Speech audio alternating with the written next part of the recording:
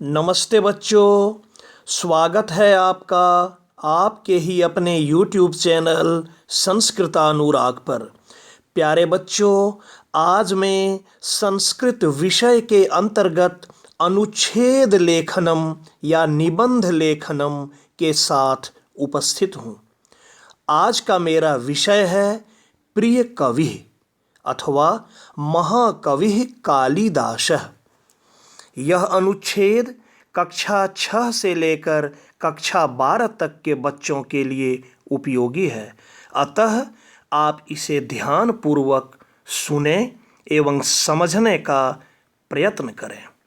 तो लीजिए, प्रस्तुत है आज का यह अनुच्छेद, जिसका विषय है अस्माकं प्रिय कवि अथवा महाकवि कालिदासः। अस्माकं प्रिय कवि कालिदासः अस्ति। हमारे प्रिय कवि कालिदास हैं। सह कवि कुल गुरु कथ्यते। वे कवि कुल गुरु कहलाते हैं या उनको कवि कुल गुरु कहा जाता है।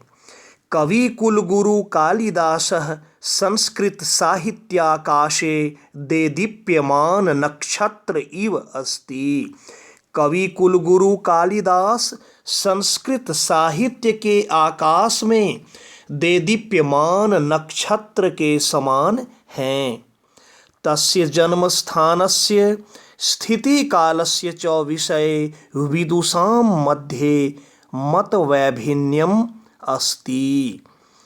उनके जन्म स्थान और स्थिति काल के विषय में विद्वानों के बीच में मतभेद है, अर्थात उनके जन्म स्थान और स्थिति काल को लेकर विद्वानों में एक मत नहीं है। केचित् विद्वांसः अस्य जन्मस्थानं मिथिला मन्यन्ते अपरे च उज्जयिन्याम्। कुछ विद्वान लोग इनका जन्म स्थान मिथिला मानते हैं और दूसरे लोग उज्जैन में, उज्जयिनी अर्थात उज्जैन में।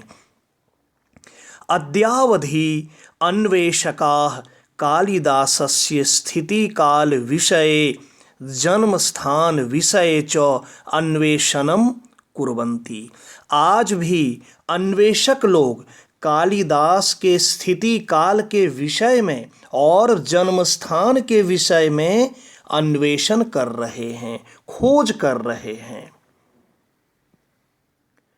राजा विक्रमादित्यस्य सभायां नवरत्नेषु कालिदासः अन्यतमः आसीत्। राजा विक्रमादित्य की सभा में नवरत्नों में से कालिदास अन्यतम थे।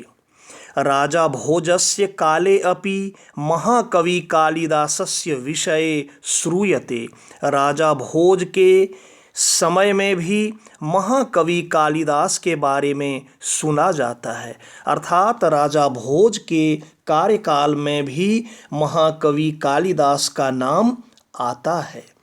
अतः अस्य महाकवेः स्थितिकालः चतुर्थतः षष्ठ शताब्दी पर्यंतम अनुमीयते। इसलिए इस महाकवि का स्थिति काल चौथी शताब्दी से लेकर छठी शताब्दी तक अनुमान लगाया जाता है। मेघदूते नाम के ग्रंथे उज्जयिन्याः वर्णनम विशेष रूपेण दृश्यते। अतः अनुमीयते यत् अस्य महाकवेः जन्म उज्जयिन्याम अभवत्। मेघदूत नामक ग्रंथ में उज्जैन का वर्णन विशेष रूप से देखा जाता है, अतः अनुमान लगाया जाता है कि इस महाकवि का जन्म उज्जैन में हुआ था। अयम महाकवि अनेकान ग्रंथान और रचयत। इस महाकवि ने अनेक ग्रंथों की रचना की है। तेषु कुमार संभवम रघुवंशम चेति द्वे महाकाव्ये। उनमें कुमार संभवम और रघुवंशम ये दो महाकाव्य। ऋतुसंहार मेघदूतम चेति द्वे गीतिकाव्ये। ऋतु संहार और मेघदूत ये 2 गीति काव्य। मालविकाग्निमित्रम विक्रमोर्वशीयम अभिज्ञान शाकुंतलम इति त्रीणि नाटकानि सन्ति। और मालविकाग्निमित्रम, विक्रमोर्वशीयम और अभिज्ञान शाकुंतलम ये 3 नाटक हैं।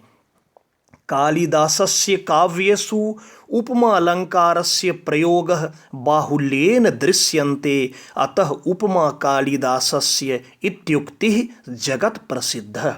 कालिदास के काव्यों में उपमालंकार का प्रयोग बहुलता से देखा जाता है, अतः उपमा कालिदासस्य यह उक्ति संसार में प्रसिद्ध है। तो बच्चों, ये था आज का अनुच्छेद। आपको आपकी परीक्षा में जितनी पंक्तियों में लिखने के लिए कहा जाए, आप उतनी ही पंक्तियों में अनुच्छेद को लिखेंगे। तो प्यारे छात्रों, अगर आपको मेरा यह वीडियो पसंद आया हो तो कृपया इसे आप लाइक, कमेंट एवं शेयर करके मुझे प्रोत्साहित करने का कार्य करें, ताकि आगे आपके लिए मैं और भी बेहतर एवं उपयोगी वीडियो बनाने का कार्य करता रहूं। साथ ही मेरे इस चैनल संस्कृतानुराग को यदि आप अब तक सब्सक्राइब नहीं किए हैं तो इसे आप अवश्य सब्सक्राइब कर लें एवं नोटिफिकेशन को भी ऑन कर लें, ताकि मेरे द्वारा इस चैनल पर अपलोड किए गए प्रत्येक वीडियो की सूचना सर्वप्रथम आपको प्राप्त हो सके। तो आज के लिए इतना ही। सबों को मेरी ओर से बहुत बहुत धन्यवाद।